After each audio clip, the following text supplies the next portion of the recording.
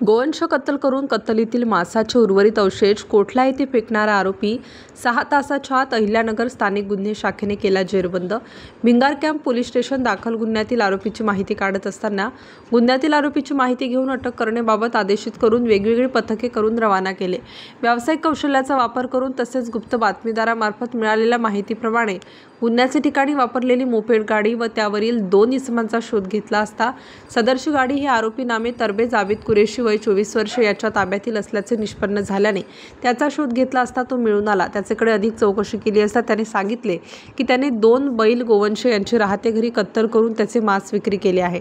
सदर कत्तल केले व नंतर कत्तलीसाठी वेस्ट मांस व अवशेष हे फेकून देण्याकरिता ओळखीच्या 2 विधी संघर्षित बालकांना मोपेड गाडी देऊन त्यांना त्या कामाच्या बदल्यात पैसे दिले। सदर वेस्ट मांस व अवशेष हे त्यांनी कोठला बसस्थानक रोड कडेला फेकून दिले।